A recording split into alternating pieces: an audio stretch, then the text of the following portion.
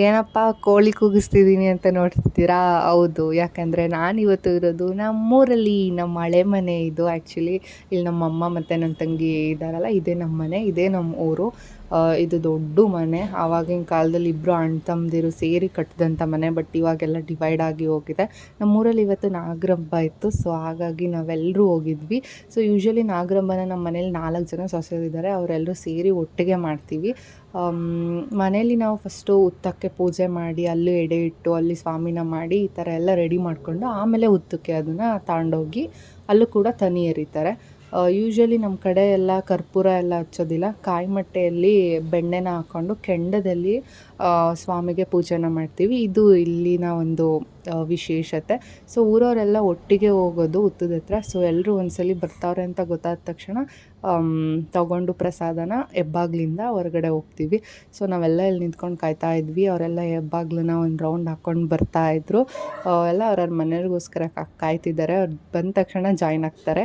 So ಇಲ್ಲಿಂದ ಸ್ವಲ್ಪ ಜನ ಡಿವೈಡ್ ಆಗ್ತಾರೆ, ಸ್ವಲ್ಪ ಜನ ಡೈರೆಕ್ಟ್ ಹುತ್ತಕ್ಕೆ ಹೋಗ್ತಾರೆ, ಇನ್ನು ಸ್ವಲ್ಪ ಜನ ಕೆರೆಗೆ ಹೋಗಿ ಕೆರೆಯಿಂದ ಹುತ್ತದ ಹತ್ರಕ್ಕೆ ಹೋಗ್ತಾರೆ.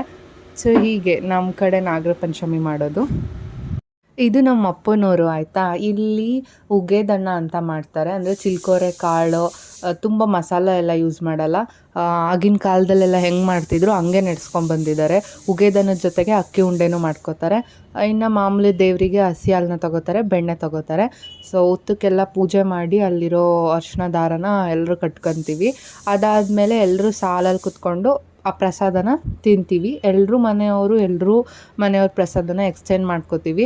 ಹಿಂಗೆ ಸಾಲಲ್ಲಿ ಕೂತಿದ್ರೆ ಎಲ್ಲರೂ ಬಂದು ಹಾಕ್ತಾರೆ. ಉಗೇದನ್ನದ ಜೊತೆಗೆ ಹಸಿ ಹಾಲನ್ನ ನಮ್ಮ ಕಡೆ ಯೂಸ್ ಮಾಡ್ತೀವಿ ಪ್ರಸಾದಕ್ಕೆ, ಅದ್ರ ಜೊತೆ ಬೆಣ್ಣೆ. ಒಂದೊಂದು ಕಡೆ ಉಗೇದನ್ನದ ಜೊತೆಗೆ ಸಾಂಬಾರನ್ನ ಹಾಕ್ಕೊಂಡು ತಿಂತಾರೆ. ಬಟ್ ನಾವು ಆವಾಗಿಂದನೂ ಹಸಿ ಹಾಲಲ್ಲೇ ತಿಂತಿರೋದು ಪ್ರಸಾದನ. ಸೊ ಇಲ್ಲಿ ಪ್ರಸಾದ ಎಲ್ಲ ಆದಮೇಲೆ ಅಕ್ಕಿ ಉಂಡೆನ ಕೊಡ್ತಾರೆ. ಅವ್ರವ್ರ ಮನೇಲಿ ಮಾಡಿರ್ತಾರೆ. ಅಕ್ಕಿ ಉಂಡೆ ಬಾಳೆಹಣ್ಣು ತಿಂದ್ಕೊಂಡು ಕೊನೆಗೆ ಆರಾಮಾಗಿ ಅಜ್ಜಿದೀರೆಲ್ಲ ಅಡಿಕೆ ಹಾಕ್ಕೊಂಡು, ಯಾರಿಗಾರು ಅರ್ಜೆಂಟ್ ಇರೋರಿದ್ದರೆ ಹಸು ಕರು ದನ ನೋಡಬೇಕು ಅನ್ನೋರು ಬೇಗ ಓಡ್ತಿರ್ತಾರೆ. ಇಲ್ಲ ಅಂದರು ಸ್ವಲ್ಪ ಹೊತ್ತು ಕುತ್ಕೊಂಡು ಮಾತಾಡಿಕೊಂಡು ಎಲ್ಲರೂ ಒಟ್ಟಿಗೆ ಹೋಗ್ತಾರೆ. ಅಲ್ಲಿ ಊರಿಗೆ ಹೋಗ್ಬೇಕಾದ್ರೆ ಹೆಬ್ಬಾಗ್ಲಲ್ಲಿ ವಾಪಸ್ ಒಂದು ಚೊಂಬು ನೀರು ಹಾಕಬೇಕು. ಸೊ ಎಲ್ಲರೂ ಹಾಕ್ಬೇಕಲ್ಲ ಅಂದ್ಬಿಟ್ಟು ಕಳ್ಳರು ಒಂದು ಚೊಂಬಿಗೆ ಹಾಕ್ತಾರೆ.